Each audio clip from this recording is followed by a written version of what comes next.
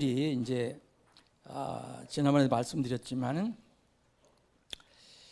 여전히 지금 이 시대에도 그 교회의 영적인 선물, 그 은사에 관해서 너무 무지하다 할까요? 무지하다 그러면 또 기분이 안 좋을 수도 있으니까 본인들이 성경을 너무 오해하고 왜 성경을 그렇게 그 분명히 성경에 기록되어 있는데 왜 그걸 그렇게 이해를 못할까? 그래서 이제 그분들은 이게 성경 말씀을 우리 삶의 어떤 최종 권위, 믿음의 최종 권위로 믿지 않고 경험과 체험 이런 것을 또 거기다 섞어서 믿으니까 그런 것이 올 수도 있어요. 그래서 우리 이 침례 성도들 베프티스트의 특성은 여러분 공부해서 알겠지만 이게 베프티스트의 특성은 사실 성경에서 얘기하는 믿는 자들의 특성입니다. 그것은 제일 첫 번째가 성경 말씀이 최종 권위가 된다는 거예요. 그 기준을 우리가 정말 진리로 믿고 따라가는 거예요. 근데 그 외에 체험이나 경험 있을 수 있지만 그런 것이 하나님의 말씀을 앞설 수 없다는 건데 이게 그렇게 쉽지 않은 것 같아요. 지난번에도 말씀드렸지만 흔히 건전한 어떤 기독교 관련 그런 어떤 방송이나 내용을 들을 때 보면은 그게 쉽게 무너져요. 이게 그래서 그 중에 제일 문제가 되는 게 사실 은사예요. 은사. 지금 여러분들 다 아실 겁니다. 아직도 그걸 모르는 분들이 너무 많아요. 그래서 이번에 이제 교회 은사에 대해서 기프트에 관해서 이제 우리가 살펴보고 있습니다. 지난번에 이제 베드로전서 4장 10절에 우리가 본 것처럼 은사는 자기를 자랑하려고 하는 게 아니에요. 자기를 내세우려고 하는 게 아니에요. 자기를 다른 사람한테 더 비교해서 뛰어난 사람이 되는 것으로 드러나기 위해서 하는 게 아니라 섬기기 위해서, 교회에서 서로 섬기기 위해서 은사를 주는 거예요. 그건 분명한 원칙입니다. 그래서 지난번에 우리가 그 영적 선물 은사와 재능의 차이를 우리가 공부했어요. 여러분 이제 분명히 재능과 세상에서 얘기하는 탤런트라는 것과 성경에서 얘기하는 은사의 차이점을 여러분들 이제 아시죠? 탤런트는 누구든지 태어날 때 이제 생명을 가지고 나오는 건 하나님의 넓은 뜻 가운데 있으니까 그때 사람마다 우리가 다 알지 못하는 사람마다 어떤 특별한 재주, 능력, 기술 이런 것을 주는 것을 이제 재능이라고 하고 탤런트라고 하고 이 은사는 이제 하나님께서 특별히 영적으로 하나님의 자녀가 된 사람들에게 그 교회에서 섬기는 교회에서 그리고 성도들을 섬기기 위해서 이렇게 특별히 또 주는 선물을 말하는 거예요. 그게 은사예요. 그래서 지난번에 봤죠.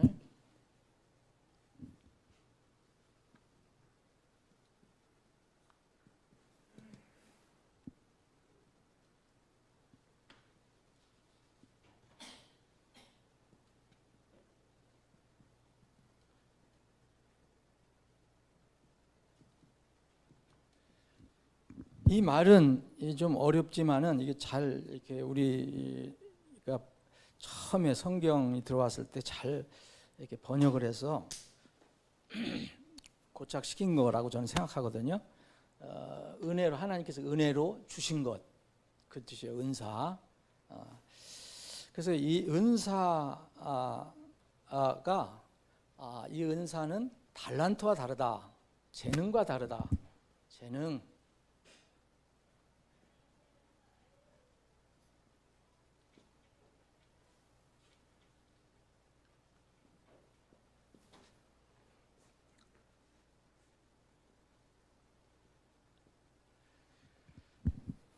이 달란트는 특별한 어떤 소질을 타고나는 것을 얘기하죠.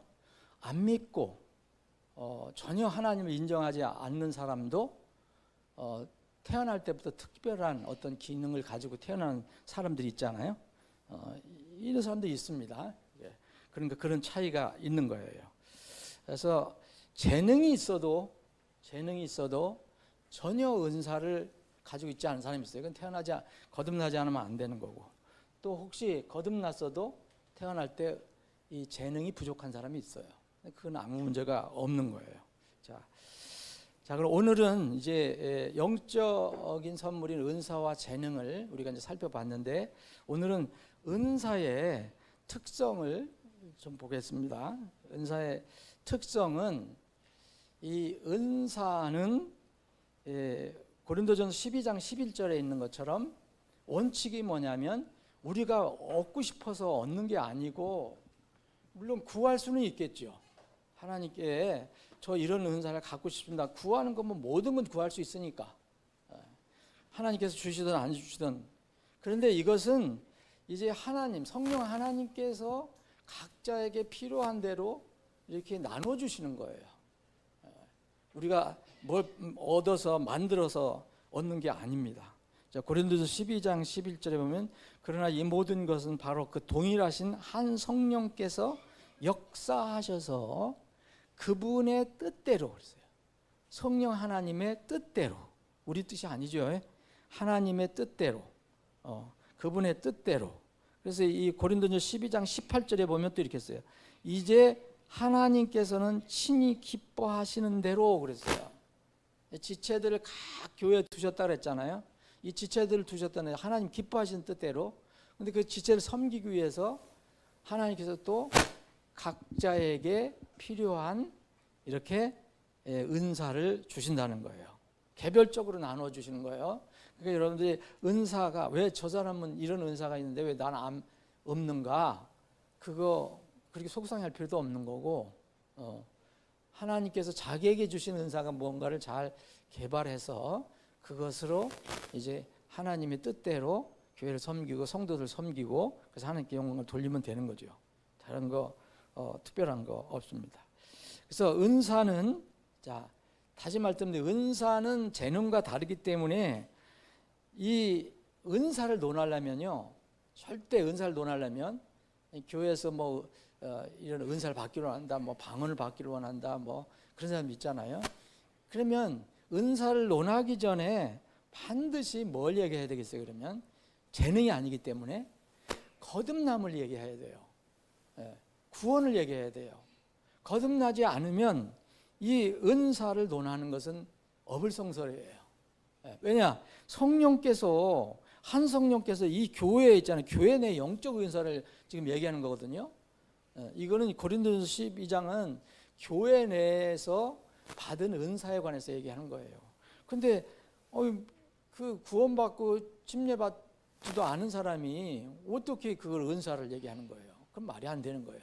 이런 게 지금 세상에서 엄청 헷갈리는 거예요. 사람들이 구원도 받지도 않는데 뭐 그 은사 그런 거만 원하는 사람들이 있잖아요. 그래서 이 거듭남을 꼭 이야기해야 된다. 그거 없으면 은사 먼저 얘기하지 안 된다. 하나님의 자녀로 거듭나는 일이 성령 은사에 반드시 선행된다. 선행된다. 만약 여러분이 거듭나지 않은 사람들이 성령의 그 뭐 원하는 그런 은사를 추구한다는 것은 어떤 것 같으냐면, 좀 심한 말인지도 모르지만 결혼도 안 하고 자식 낳으려고 하는 똑같은 거예요. 그리고 아기가 태어나지도 않았는데 생일잔치 하는 것과 똑같은 거예요. 이게 분명합니다. 은사는 하나님께서, 성령 하나님께서 교회를 위해서, 성도들을 위해서 각자에게 구원받을 때 각자에게 나누어 주시는 것이에요. 선물이에요. 이건 분명히 해야 됩니다. 만약 이렇게 엉뚱하게 생각을 한다면, 이제 예레미야가 얘기한 것처럼 물을 가두지도 못하는데, 담지도 못하는데 자꾸 이렇게 땅을 파는 사람들 있잖아요. 저장고를 파는 사람들. 똑같은 거예요. 그 놓으면 뭡니까? 다 새는데. 그래서 이 성령의 은사와 세상에서 말하는 재능은 분명히 구별되어야 된다. 자, 그러면 또 이런 그 성경의 말씀 있잖아요. 갈라디아서 5장 22절에 성령의 열매가 나와요. 그죠? 열매. 그럼 열매하고 은사는, 성령의 은사와 성령의 열매는 어떤 차이가 있을까요? 성령의 은사는 하나님께서 이렇게 섬기라고, 남을 도우라고, 복음을 위해서 이렇게 일하라고, 이렇게 각자에게 활동할 수 있는 능력을 주신 거예요. 봉사할 수 있는 능력을 주신 거죠. 그러면 성령의 열매는 뭐냐? 구원받은 사람이 성령의 역사에 따라서 순종해서 그 은사를 활용할 때 나타나는 열매예요.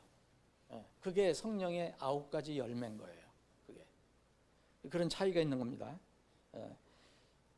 성령의 은사는 은사가 활동을 해서, 역사를 해서 나타나는 열매, 나중에 그 결과를 보는 거고, 성령의 은사는 하나님께 주신 것을 얘기하는 거예요. 어떻게 활동하라.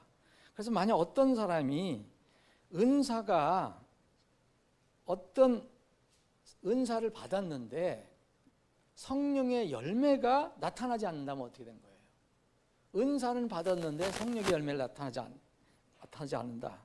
그러면 그 은사를 하나님께서 당초 계획대로 주신, 목적대로 주신 대로 그 사람이 활용하지 않는 것입니다. 활용하지 않기 때문에 성령의 열매가 나올 수가 없어요. 아니면 본인이 은사를 착각하고 있는지, 뭐 둘 중에 하나 되겠죠. 성령의 은사와 성령의 열매, 성령의 은사와 이게 재능, 이걸 좀 살펴봤고요. 자, 그럼 이제 본격적으로 오늘부터는 이제 성령의 은사를 성경에서 여러 곳에서 말하고 있거든요. 여러분, 한 군데에서만 말하는 게 아니에요. 우리가 다 이렇게 머리로 다 정리가 안 될 수도 있어요. 근데 분명히 이렇게 성령의 은사를 각 교회, 예를 들어 고린도 교회, 에베소 교회, 로마 교회, 이렇게 분명하게 명시를 해줬거든요. 근데 그 교회마다 성령 은사가 똑같은 게 아니에요. 조금씩 차이가 납니다. 그래서 그거를 좀 오늘부터 살펴보겠습니다. 그럼 순서대로 이제 로마서를 한번 보세요. 로마 교회에 무슨 성령의 선물을 주셨나?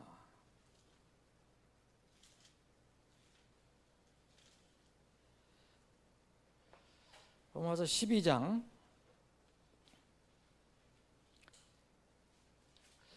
자, 제가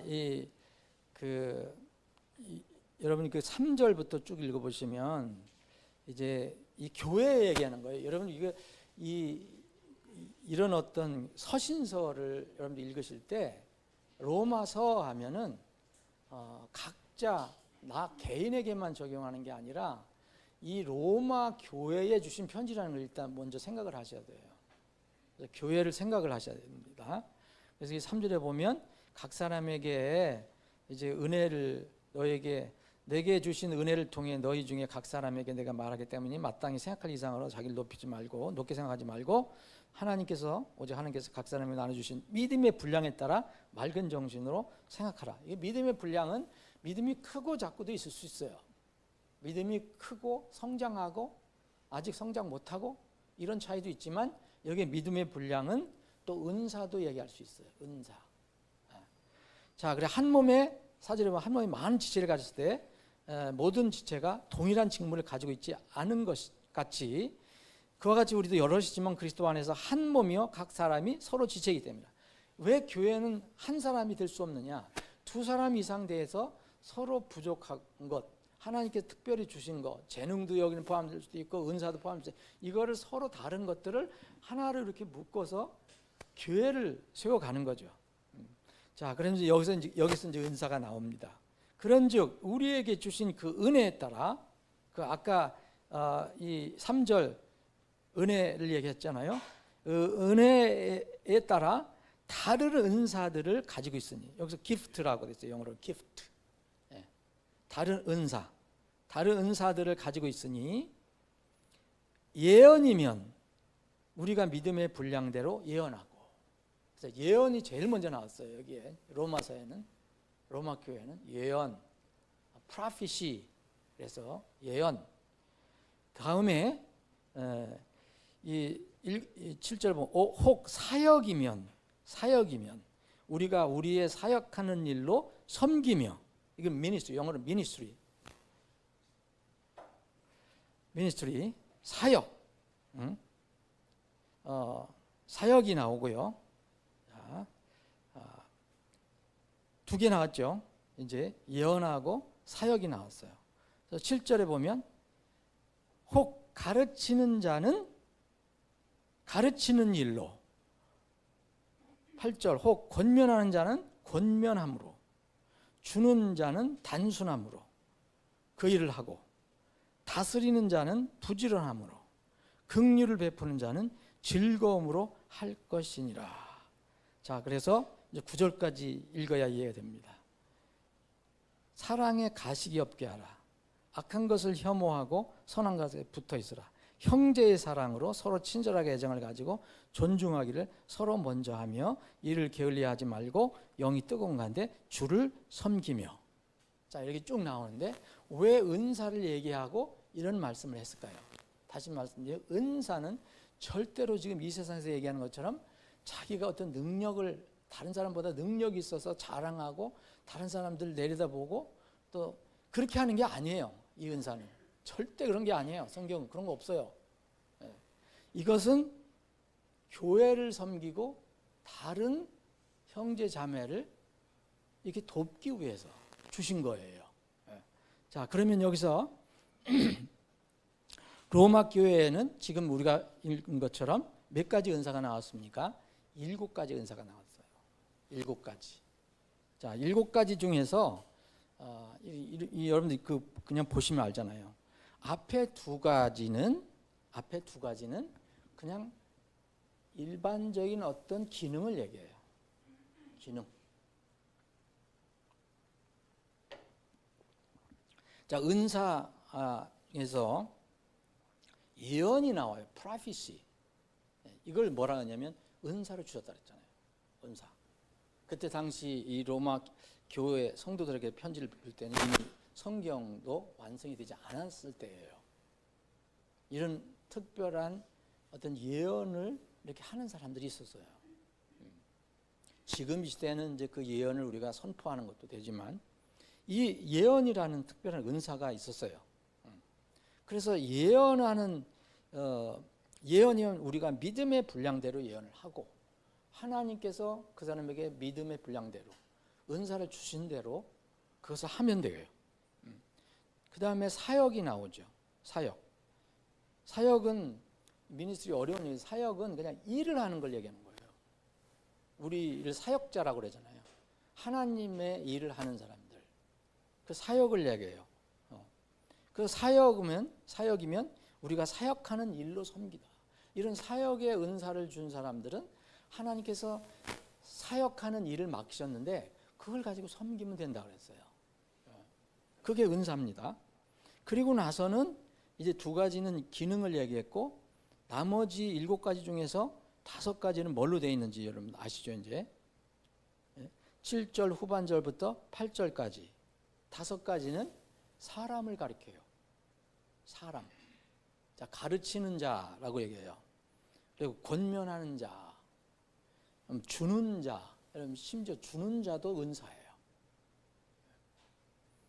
다스리는 자, 긍휼을 베푸는 자. 여러분 로마 교회에 지금 이 시대에서 소위 원하는 은사가 있습니까? 여기 보세요. 이런 건 거들떠보지도 않아요. 이게 무슨 은사냐고 그러죠. 그러죠? 근데 분명히 하나님이 이렇게 말씀하세요. 네. 그래서 교회에서 보면은 그때 당시 뭐가 필요하냐면 예언도 필요했고 사역도 필요했지만 그 교회에 가르치는 자가 필요했어요. 성경을 미리 알고 먼저 아는 사람, 더 오랫동안 공부한 사람들은 그 지식을 나누어준 가르치는 일을 하는 사람이 있었어요. 지금 시대의 교사, 목사, 교사 같은 거예요. 자, 그리고 권면하는 자. 얼마나 그때 환경이 어려웠어요. 그래서 사람들을 위로해주고,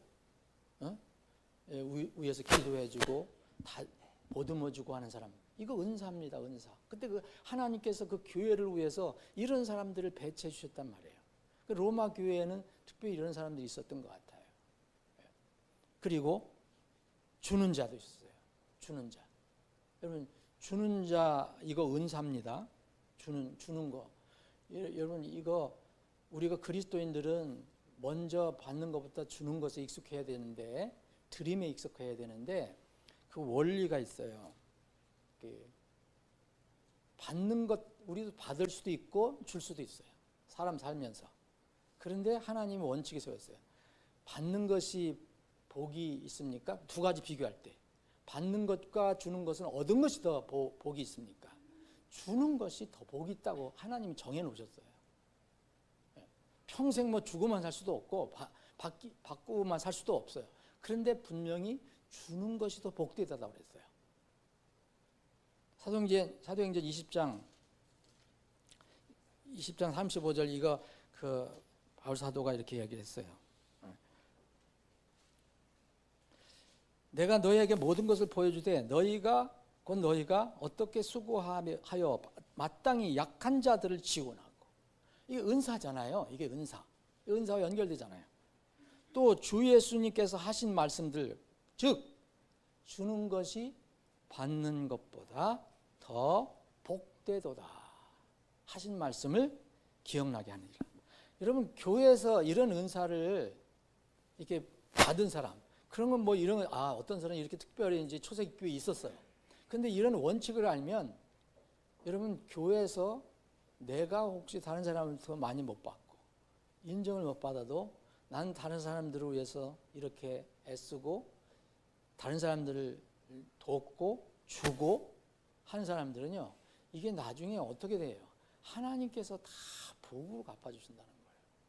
그냥 이 땅에서 그냥 끝내는 게 아니에요. 저는 하나님 말씀 하나도 허튼 거로 하나도 보지 않습니다. 내가 못하는 건 있지만, 내가 실천은 아직 못하는 건 있지만, 하나님 말씀은 그럴까? 이렇게 생각하는 건 없어요.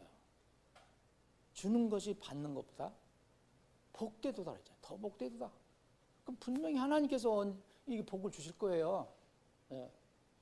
이것을 왜 은사를 교회에 주셔서 그렇게 은사 활동을 하게 하시느냐? 그 사람 개인에게 다 복이 되게 하시는 거예요. 교회의 은사를 통해서 다른 사람들이 도움을 받지만 그 실천하는 사람은 나중에 하나님께서 복을 주신단 말이에요. 그래서 여기가 주는 자가 나올 때는 단순함으로 하라는 거예요. 복잡하게 생각하지 말고 계산하지 말고 단순함이라는 게 뭐겠어요? 주는 자가 복잡하게 생각하면은 속이 상해. 상처를 받아. 나는 저 사람한테 이렇게 해주는데 왜 쟤는 저 사람은 나한테 이렇게 하나? 나는 이걸 이렇게 줬는데 그렇게 한 번 나한테 준 게 없어. 그럼 상처받아요. 단순함을 하라는 거예요. 단순함. 하나님과의 관계에서 단순함으로 그 일을 하고, 다스리는 자는 또 다스리는 자가 있어요. 뭐 이렇게 행정도 잘하고 뭐 하는 사람이 이게 꼭 위에서 뭐 이렇게 내려 누르고 뭐 감시하고 이런 것을 얘기하는 게 아니라 뭔가 잘 이렇게 지혜롭게 이렇게 이끌어가고 하는 그런 또 은사가 있거든요. 이런 사람들은 뭘 해야 되냐? 나태하면 안 된다는 거예요. 부지런하게 해라. 부지런함으로 하라. 그리고 뭐 주는 자 또 나오는데, 긍휼을 베푸는 자는 주는 자하고 비슷한데, 주는 자는 단순함으로 하고 긍휼을 베푸는 자는 어떻게 합니까? 즐거움으로 하는 거예요. 여러분, 교회에서 섬기고 다른 성도들을 위해서, 지체들을 위해서 기도하고 또 뭐 때로는 뭐 이렇게 돕고 하는 이런 것들은 절대 단순하게 또 기쁘게 해야 돼요. 즐거움으로. 주님과의 관계에서 즐거움을 하라. 이게 은사예요. 은사. 여러분, 이런 은사를 원하세요? 근데 이런 은사를 원한다고 하는 사람은 여지까지 잘 못 들어봤어요. 은사 얘기하면. 전부 은사 얘기하면 방언, 무슨 통역, 신유, 뭘 보는 거, 이런 것만 얘기하는 거예요. 대부분. 예? 그래서 사랑을 교회에서 사랑으로 서로 섬기게 해요. 사랑은 가식이 있으면 안 돼요. 은사는 절대 을사를 활용할 때 가식이 있으면 안 된다. 여기 나오죠. 9절 나왔잖아요. 그리고 형제 사랑으로 이렇게 서로 먼저 하라 이렇게 했어요. 서로 먼저 하라. 존중하고 사랑하고 존중하는 걸 먼저 하라. 이것이 하나님께서 우리에게 은사를 주신 목적이에요. 이런 은사가 우리 교회에 많이 있게 되기를 저는 소망합니다. 우리 교회는 그런 모습이 많이 있어요. 우리 교회는 이상한 은사를 주장하는 사람 한 번도 못 봤어요. 옛날에 경험들은 가지고 있는 분들이 많지만 그런 은사를 또 얘기하는 사람 없어요. 오늘 그래서 이제 로마 교회에 관한 은사를 봤어요. 로마 교회. 그러면 여러분 로마 교회만 있는 게 아니라 또 가장 골치가 아팠던 은사 문제로 가장 골치가 아팠던 고린도 교회에는 은사에 관해서 더 여러 가지를 얘기해 주고 있어요. 로마 교회나 에베소 교회는 좀 단순해요. 그런데 은사 때문에 문제가 됐던 고린도 교회는 그 은사에 대해서 더 넓은 범위로 넓은 내용으로 이야기하고 있어요. 이 고린도 교회에 관한 것은 다음 주에 계속합니다. 이 썬데이 스쿨을 이제 앞으로 30분 집중적으로 해요. 그러니까 여러분들 10시까지 꼭 오시고 짧은 시간에 집중적으로 할 거니까 너무 지루하지도 않을 거고 그러니까 다 잘 참석을 하시고 오늘 암시한 분들이 대부분 안 나왔어요.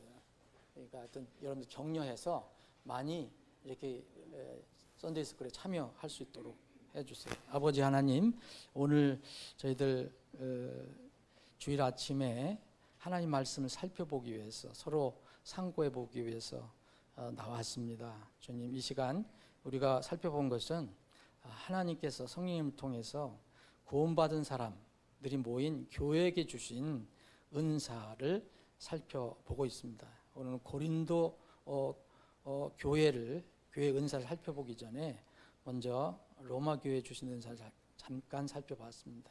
주님, 이러한 은사를 우리가 주님으로부터 받았다면 그것을 하나님 영광을 위해서 주님 몸을 위해서 잘 활용할 수 있도록 도와주시고 우리 사랑하는 지체들 각자의 분명한 은사가 있습니다. 이 은사를 잘 개발해서 하나님의 영광을 위해서 쓸 수 있게 해주옵소서. 이 시간 이후에 진행되는 모든 절차를 주님의 손에 맡기옵고 거룩하신 예수님의 이름으로 기도합니다. 아멘.